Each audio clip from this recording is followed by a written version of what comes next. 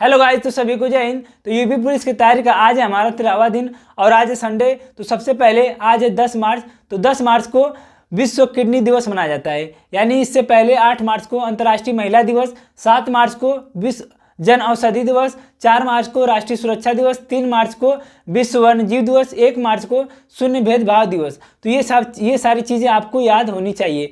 तो आज है हमारा संडे। तो संडे हमारे लिए खास दिन होता है।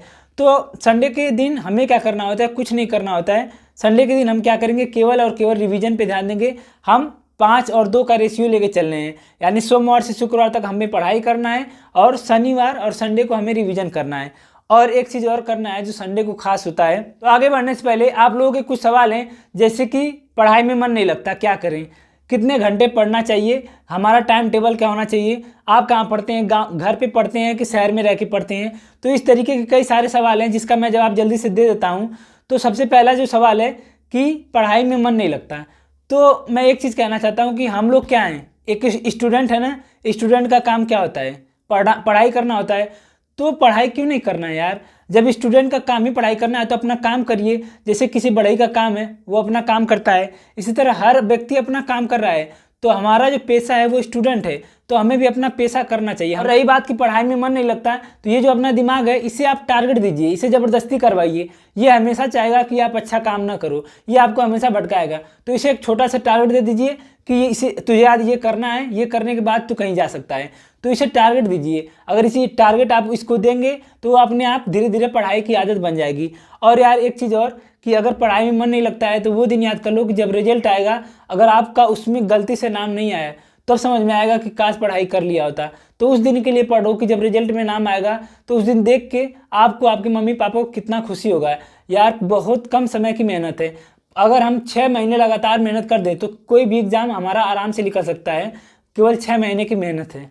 तो ये सब चीज़ें जो मैं आपसे कह रहा हूँ ये खुद पे भी मैं अप्लाई करता हूँ, क्योंकि मैं भी आपकी तरह एक स्टूडेंट हूँ। और दूसरी बात कि आप लोगों में से बहुत से लोग कह रहे हैं कि कितना घंटा पढ़ाई करना चाहिए। तो ईमानदारी बता रहा हूँ भाई, मैं घंटे के हिसाब से कभी नहीं पढ़ता, क्योंकि मैं गाँव में रहता हूँ और घर पर रहता हूँ। तो कभी भी कोई भी काम पड़ जाता है। जैसे मान लेता हूँ कि मैं 4 बजे से 6 बजे तक मैंने सोच लिया है कि मुझे मैथ लगाना है। डेली 4 से 6 मुझे 2 घंटे मैथ लगाना है। अब 4 बजे मुझे कोई काम पड़ गया तो मुझे जाना पड़ गया, उसमें मेरा 1 घंटा बर्बाद हो गया।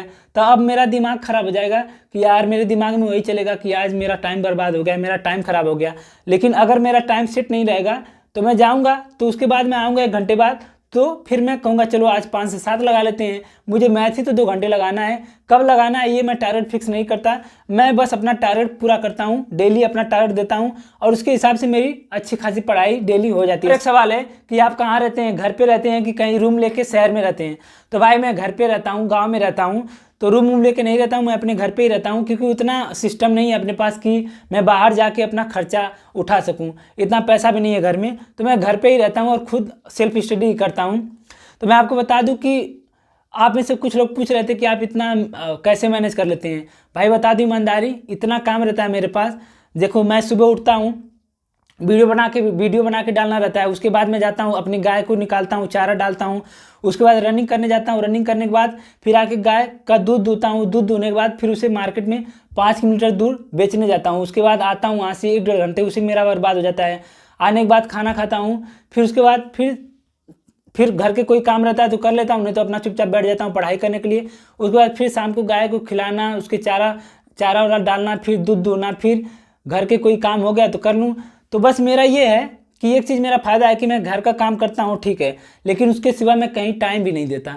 मैं अपना घर का काम करता हूँ और बाकी अपना पढ़ाई को टाइम देता हूँ। बस मेरे लिए यही मेन है। बस मैं एक्स्ट्रा टाइम अपना कहीं अलग नहीं देता, इसलिए मैं अपना टाइम मैनेज कर लेता हूँ। तो आप भी अपना जो टाइम अलग कहीं दे रहे हैं एक्स्ट्रा, उसे बर्बाद मत करिए। बस अपने आप को टाइम दीजिए, अपने घर पे टाइम दीजिए और खुद की पढ़ाई को टाइम दीजिए। बस बहुत ज़्यादा दोस्ती यारी में घूमने की बहुत ज़्यादा ज़रूरत नहीं है। लेकिन ये बात तो सच है कि जो रेगुलरिटी होती है वो कायम करना सबके बस की बात नहीं होती है। लेकिन एक बात और है कि जिसने रेगुलरिटी अपनी कायम रखी उसको कोई सिलेक्शन लेने से रोक भी नहीं सकता। तो बस मैं वही कोशिश करता हूँ कि मैं अपनी रेगुलरिटी कभी ना तोड़ूँ। मुझे जो काम करना है वो मैं करता रहूँ। बाकी बहाने बनाने से क्या होगा यार, पढ़ाई तो करनी है ना। अगर अब नहीं करेंगे तो कब करेंगे? क्योंकि ज़िंदगी बार बार मौका नहीं देती है। इतना अच्छा मौका है, मेहनत कर लो भाई, मेहनत करके हो जाओ तो वो वही अच्छा है। चलिए देख लेते हैं कि आज का हमारा टारगेट क्या है। तो हम सबसे पहले वही करेंगे जो हम डेली करते हैं।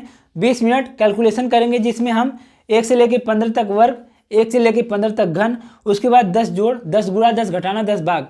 और ये मैं जो बता रहा हूँ 10 जोड़ 10 गुणा 10 भाग, ये अपने आप बढ़ा भी सकते हैं, 20 जोड़ 20 घटाना कर सकते हैं, लेकिन करिएगा जरूर, डेली जरूर करिएगा। इसके बाद हमें क्या करना है, हिंदी और जीके में केवल रिवीजन करना है। हिंदी में आपने जो भी पढ़ा है, जितने भी परिवाची आपने पढ़ रखा है, उसको आप अच्छे से रिवीजन कर लीजिएगा। ग्रामर पोर्शन रिवीजन कर लीजिएगा, विलोम मुहावरे रिवीजन कर लीजिएगा। उसके बाद जीके में संविधान रिवीजन कर लीजिएगा, अनुसूचियाँ, अनुच्छेद 1 से लेके 21 तक, और जितने भी चीज़ पढ़े हैं आप आज तक वो रिवीजन कर लीजिएगा। इतिहास में भी आप पूरा रिवीजन कर लीजिएगा। उसके बाद यूपी जीके के हमने 6 क्लास लिया है, उसको भी आप रिवीजन कर लीजिएगा। और जितने भी स्टैटिक पोर्शन हमने किया है वो सारा आप रिवीजन कर लीजिएगा। अब इसके बाद क्या करना है, तो आज संडे है, तो संडे को RWA पे यानी रोजगार विद अंकित पे वीकली मॉक टेस्ट आएगा यूपी कांस्टेबल का, तो आप लोग उसे ज़रूर लगाइएगा। अब आप में से कुछ लोग कहेंगे कि हमारा सिलेबस कंप्लीट नहीं है, मेरा इतना कंप्लीट है, मेरा तो आधा कंप्लीट है। तो मेरे हिसाब से आपका सिलेबस चाहे जितना कंप्लीट हो, चाहे पूरा कंप्लीट एकदम कंप्लीट ना हो, मेरे हिसाब से हर हफ्ते में आपको एक मॉक टेस्ट देना चाहिए, ताकि आपको पता चले कि क्वेश्चन किस लेवल का आ रहा है और क्वेश्चन कहाँ से पूछा जा रहा है। इससे आपको पता चल जाएगा क्वेश्चन कैसा पूछा जा रहा है और किस लेवल का आ रहा है। तो मेरे हिसाब से आपको मॉक टेस्ट देना चाहिए। और आपके नंबर कितने आ रहे हैं इस पर बिल्कुल फोकस मत करिएगा, कम आएगा तो भी ठीक है, ज़्यादा आएगा तो भी ठीक है, बस आपको टेस्ट देना है और उसे एनालिसिस करना है, ठीक है। उसके बाद हम क्या करेंगे, करंट अफेयर की क्लास लेंगे गौरव सर की, और आपको जनवरी के दिवस को अच्छे से याद करना है। तो आज का टारगेट बहुत ज़्यादा नहीं है, आपको एक टेस्ट मारना है और अपना रिवीजन करना है। उसके बाद आप अपना रिलैक्स रहिएगा, उसके बाद हम कल से अच्छे से अपना पढ़ाई करेंगे।